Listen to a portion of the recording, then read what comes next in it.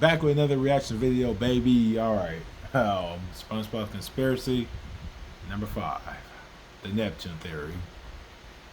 Let's get right into it. The continuity with King Neptune is a bit of... I don't know if I said this in one of my other videos, but some guy commented on one of my recent videos of these ones, and he was saying something like there's a compilation of like update info. So I think I'm gonna just watch these ones first and then go to the watch the other ones. Those ones. I'll see what's up.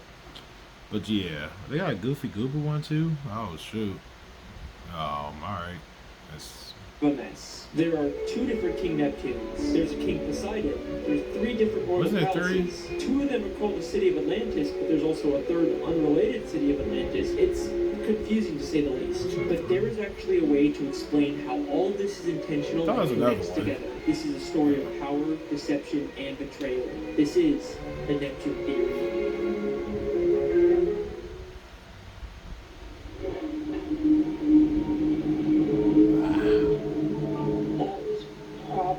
Nothing.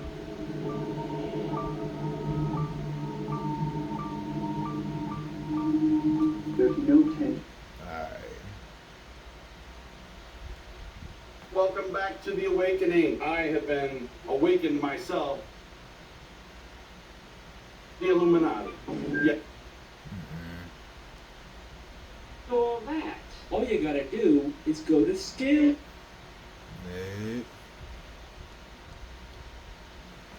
If you watch my evolution theory, you know there's also a good chance he's the reason why fish in Bikini Bottom are so evolved and able to talk. He lives in the city of Atlantis with his wife Queen Amphitrite and his son Triton. But in the first SpongeBob movie, he's replaced by a completely different King Neptune who has a completely different daughter named Mindy. These guys don't look or sound at all the same, so how can they both exist in this universe? Well, there's already an interesting theory out there about this. It's widely believed that the SpongeBob movie takes place in the future after the events of the show. So widely believed that I got hundreds of comments about it in my Mrs. Puff theory. Yep, I know guys, I heard what you said. The creator of SpongeBob, Steven Hillenburg, said he wanted to end the series with the movie, and it being canonically at the end of the SpongeBob timeline would explain why we never see the Krusty Krab 2, or any of the other... If I remember right, yeah, the creator did say he wanted to do 3 seasons and then the movie. But I think, I don't know if he, I'm not sure if he passed away after that or somebody else bought it. And then I forgot. But rest in peace to the creator, though. He did die of cancer. That's sad. Other characters from the movie in the later SpongeBob episodes. And some people believe that the reason why movie Neptune is so different is because he's actually Neptune's son, Triton, all grown up. And that's a pretty cool theory, but I don't buy it. Other than Triton looking nothing like movie Neptune, I've never actually believed that the SpongeBob movie takes place in the future. Despite there being many people who commented about it on the Mrs. Puff theory as if it was a proven fact, there's never actually been any official confirmation of it. Steven Hillenburg only said that he wanted to stop making SpongeBob after the movie. He never said anything about where the movie actually takes place in the timeline of the show. And we do actually briefly see Neptune's daughter Mindy show up later in the show in SpongeBob's Big Birthday Blowout. There's no way she'd be there unless the show took place after the events of the movie. I think what's actually going on here with Neptune is something much more interesting, and it ties directly in with the television theory. If you haven't seen that video, it basically proves that the entire show, SpongeBob SquarePants, is actually a nature documentary being filmed by scuba divers, and many of the elements we see throughout the series are secretly set up by the showrunners to make sure that the show is more entertaining and profitable. And this applies to the SpongeBob movie as well. There's promotional art and even a commercial that acknowledges the fact that it's just a movie being filmed. Hello? SpongeBob, what kind of jellyfish is that? Hey guys, it's Carlos from the Zone. Tell us about your latest adventure. Well, this one adventure we had was a real Lulu. You mean when we went after Neptune's crown? It seemed bigger than our usual adventures. Yes, and with fewer interruptions. Well, thanks guys. We'll see you in the movie. Movie? What's that? I know. I think the real reason why Neptune looks so different in the movie is because the filmmakers couldn't get the real King Neptune, the literal god of the sea, to show up for a movie. So they hired an actor to pretend to be the king. And there is actually a ton of evidence in the show to support this. King Neptune is supposed to live in the great city of Atlantis, but in the movie he just lives in some random sandcastle, almost like they just built a discount version for the movie. But the real evidence comes from season 10, episode 18, Lost and Found, where Spongebob goes beneath the Krusty Krab to look for something in the Lost and Found.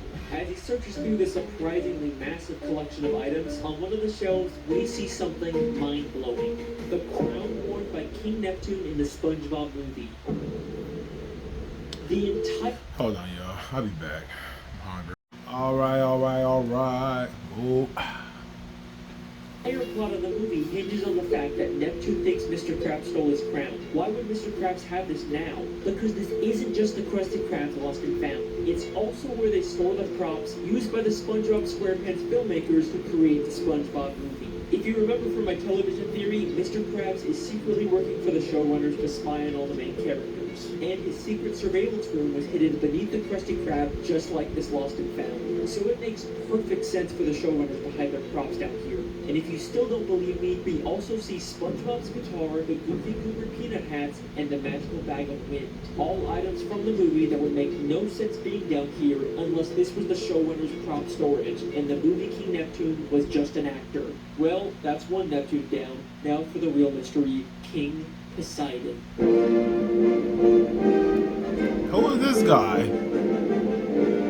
In the third SpongeBob movie, Sponge on the Run, the King That's of the why I don't Sea know who is he yet is. again replaced by a new character, King Poseidon, the Greek god of the ocean. He actually does live in the city of Atlantis, except instead of the ancient royal architecture, it's a giant casino designed to make money. It'd be easy to say that these are just two separate kings that rule different areas of the sea, but they both claim to be the ruler of the seven seas. So how could two different characters both be the king of the same seven seas? The answer to that question actually has to do with a place called Camp Coral. Throughout the third SpongeBob movie, we keep coming back to flashbacks of a younger SpongeBob and all the other characters when they all went to summer camp together. This was all to set up a spin-off show called Camp Coral that followed these younger characters. Now, at first, I just wrote the show off as SpongeBob following the trend of making all their characters younger to appeal to a younger demographic. It's been done before, Man. it's never been...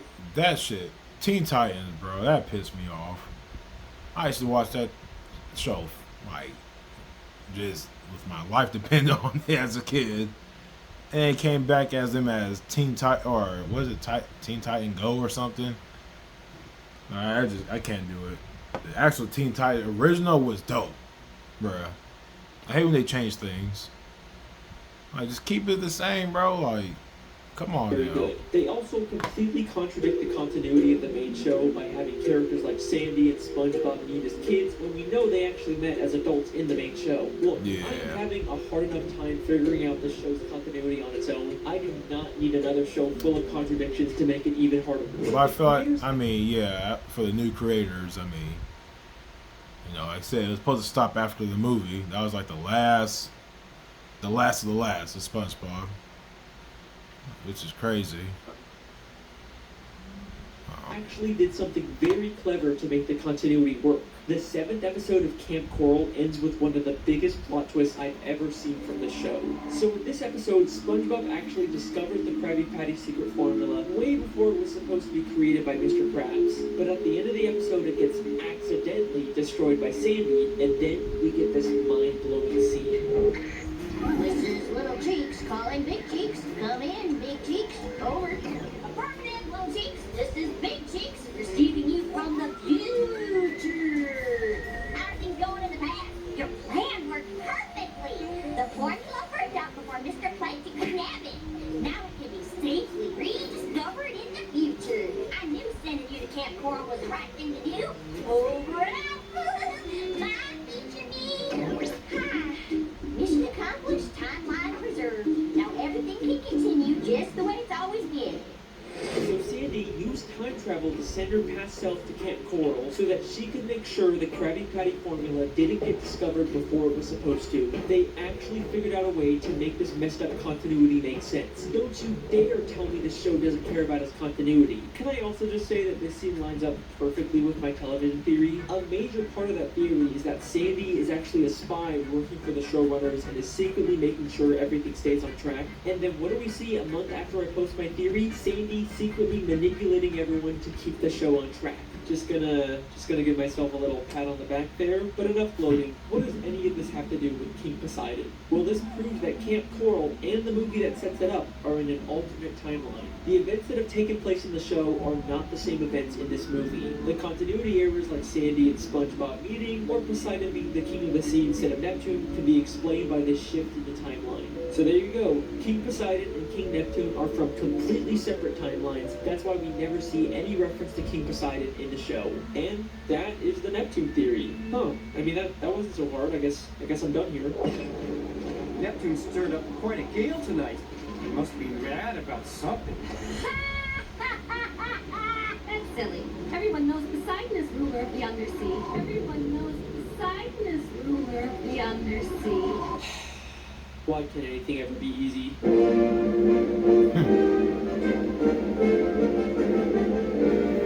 This is the clip that really made me decide to make this theory. The beginning of Season 5, Episode 19, Spongehenge, shows two fish arguing over whether Neptune or Poseidon is the real ruler of the sea. It's like the creators are directly telling us that both of these characters somehow exist in the same timeline, and it's our job to figure out how the puzzle pieces fit together. So, let's take a look. Despite both of these characters having similar appearances and personalities, there is one very important difference between them. Poseidon doesn't have powers. We've seen many times that King Neptune has magical abilities that he can use at any time, even without his trident. But in the entire third SpongeBob movie, we never see Poseidon use any powers or magical abilities, except for lighting up his trident, but all he has to do for that is just flip a switch. And we know from the episode Trident Trouble that you don't even need to be a god to use the trident. And at the end of the third movie, we find out Poseidon is actually in terrible shape. If you remember at the end of the episode Neptune's Spatula, Neptune briefly turned SpongeBob into a god. And we can see that having god powers gives you a perfect body. So why is Poseidon in such terrible shape? Because he doesn't actually have powers. Only Neptune does. Even Neptune's wife, Queen Amphitrite, has to use technology to zap someone, unlike Neptune, who only has to use his finger in the exact same episode. He is clearly the only one with powers, but why? To answer this question, we first have to understand the origins of King Neptune. Now, throughout the show, there is very little information on Neptune's past. I read the Wikipedia, I looked through the comic books, the video games, but I just couldn't find anything that would help me. But then I remembered there are SpongeBob shorts, which are like mini episodes that only air once, usually to promote something. So I started looking to see if there were any that could help us, and lo and behold, there is a SpongeBob short called The Story of King.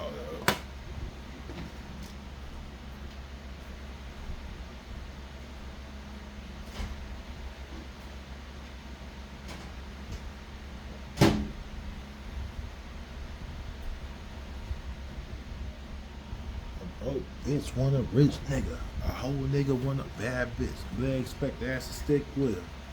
Alright. Hot Pocket. Ham and cheese, the best one. King Neptune. Yeah, I guess that could be helpful. This short is about SpongeBob telling Patrick the origins of King Neptune, but it's not entirely clear whether it's true. The story of King Neptune. When King Neptune was a little Neptune, his mother set him adrift in a river. As he floated along, a radioactive meteor fell to Earth. An alien appeared and anointed the infant with super Neptune fluid. Is that really the origin of King Neptune? Sure. So King Neptune was abandoned as a baby and then given his powers by aliens. But SpongeBob is holding an upside-down comic book, so it feels a lot like something he just made up. And SpongeBob is not the most reliable narrator. Unless there's something in the story that we can definitively prove, I don't think we can use it for a theory. Like, do you really expect me to believe that Neptune got his powers from aliens? I mean, we've never even seen aliens in the show before. Except we have. And they just so happen to also live in a city called Atlantis. Season 5, Episode 12, Atlantis Square Pantis, we see another completely different Atlantis, the lost city of Atlantis, a city that's home to a race of aliens. The Atlantean aliens traveled billions of light years to come to this planet and build their city. For reasons unknown, this great city disappeared one day, but no ruins were ever found. All the inventions you take for granted were given to us by the Atlanteans. They were a peaceful race of aliens who shared their technology, but then mysteriously disappeared for some reason. And take a guess what we find when we look inside of that city. A massive sculpture of King Neptune. That story about aliens giving Neptune his powers doesn't sound so far-fetched now, does it? And that's not all we find. Neptune's Ascension, the only surviving painting from the great lost city of Atlantis. A painting created by the Atlanteans called Neptune's Ascension, aka Neptune ascending to his god status by being given powers by the Atlantean aliens. The story is definitely referencing this. There are too many connections for this to be a coincidence. So even though it's being told by Spongebob and details like the aliens' appearance are wrong, the story itself is probably based on truth. And there's also a lot of evidence to support the idea that Neptune was abandoned as a baby. In Clash of Triton, Neptune is watching a soap opera in his bedroom and gets upset when his wife turns it off. Oh, Neptune, surely this isn't the behavior befitting a king, doing nothing but watching daytime television. Wait! Rochelle was just about to meet her biological parents. In the soap opera, Rochelle was just about to meet her biological parents. Maybe the real reason why Neptune is so invested in the soap opera is because he's never met his biological parents either. There's even tissues on the table next to him as if he's been crying. And the idea that Neptune was abandoned as a baby works perfectly with the mythology in the show. Neptune is the Roman god of the sea, but he is the only reference to Roman mythology in the show. Everything else we see is from Greek mythology. In the episode Trident Trouble, we see a Greek chorus. Behold, we are the Greek chorus. We narrate this epic tale. Neptune once mentioned Zeus, the Greek god of thunder. So I say, look, Zeus, either you come up with more money, or Neptune walks. He also mentions Apollo, the Greek god of the sun. Now behold, my beloved home of Atlantis, a prize worthy of Apollo. Even in the city of Atlantis where Neptune lives, there's a building named the Poseidon, clearly named after Poseidon. So Neptune is clearly the outsider here, which is why he was abandoned as a baby. But if the sea is actually ruled by Greek mythology, then Poseidon should be the true heir to the throne. Why is Neptune the king of the show? Because after Neptune was given his god powers by aliens, he returned to Atlantis and stole the throne from Poseidon. This would explain why there's so much confusion over who the real king is. Neptune stirred up quite a gale tonight. Everyone knows Poseidon is ruler of the undersea. Legally, Poseidon should be the king, but Neptune took it by force. And that's not all he took from Poseidon. Neptune's wife, Queen Amphitrite, is the goddess of the sea. The Greek goddess of the sea, aka the wife of Poseidon. God damn, Neptune stole his wife and his throne. That is cold. And eventually, everyone did recognize Neptune as the rightful king. The pink fish who seemed adamant about Poseidon being the king completely changes her mind one season later in Clash of Triton. Wait a minute, King Neptune is coming here? Oh, I'm a huge fan of the royal family. I just love everything they do. And that is the real story of King Neptune. The reason why Poseidon is king in the third movie is probably because in that timeline, Neptune was never given his god powers, so he never stole the throne from Poseidon. Although, seeing as how Poseidon turned Atlantis into a big casino cash grab city, maybe it's a good thing Neptune took over. The lost city of Atlantic City. And that is the Neptune theory. That was a tough one, but we are finally done. See you next time, guys. Wait, why is Poseidon City called the Lost City of Atlantic City? The lost city of Atlantic City. I mean, the Atlantic City part makes sense. That's a reference to the real-life Atlantic City, but why is it called the Lost City? There is nothing lost about this city. It seems like everyone's easily able to find it. The only other reference to a lost city of Atlantis is the one with the aliens that gave Neptune his powers. Nope, I don't care. I'm done with this theory. I don't need to answer every single little question. I am 100% done.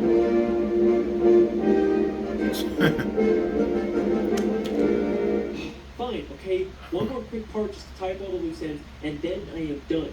Alright, here we go. So we know before the Atlantean aliens mysteriously disappeared, they shared their technology with the creatures of the sea. I think the self-proclaimed gods of the sea got their technology, like tridents and their other weapons, from the Atlantean aliens. In fact, the Atlantean guards even use golden tridents as their weapons. That's why the gods named their city Atlantis, to pay tribute to the Atlanteans that gave them their technology. But all of that changed when Poseidon became king of the sea. He betrayed the Atlanteans and used their own weapons against them to conquer their home and turn it into a casino city. That's why Poseidon City is called the Lost City, even though it's not lost. It's referencing the Atlantean city that was conquered by Poseidon. And the reason why the Atlanteans gave god powers to some random abandoned baby in the main timeline was so that Neptune can take the throne from Poseidon and prevent him from conquering the alien city. And the reason why the Atlantean city mysteriously disappeared was because they hid it so no one could ever try and conquer them again. And that is the Neptune theory. I am done. Okay, that's another one done. That's Thank interesting. you so much for watching. I've been your host, Alex. We've got more on the way. I'll see you next time. Hey, listen, that theory was awesome. You know, I don't know how you keep coming up with these, but I mean, they're great. And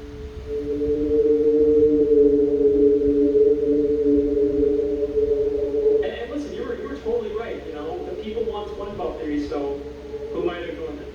So, thank you.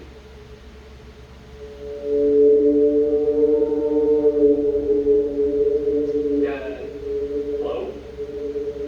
Got the meat for you. Alright, listen. If we're gonna work on this, then we need to work on our communication skills, because this creepy quiet act, it's getting old.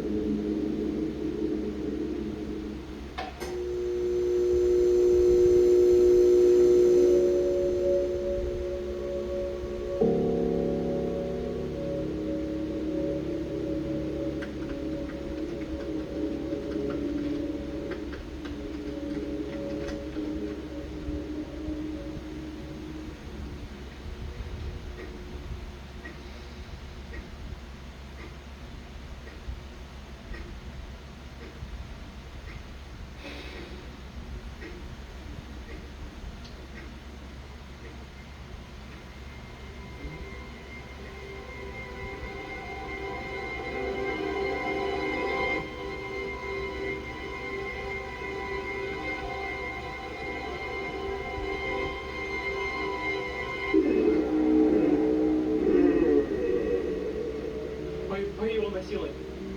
My boy, you have done well. Oh, hell nah. Hey, what the fuck, bro? I require something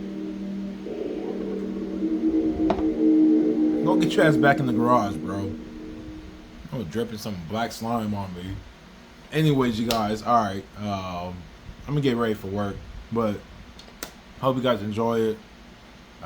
We got more to come along, so be on the ride along with me. And yeah, subscribe, like, comment, subscribe, whatever. If you mess with me, you mess with me. If you don't, it's all good. It's all love. Deuces.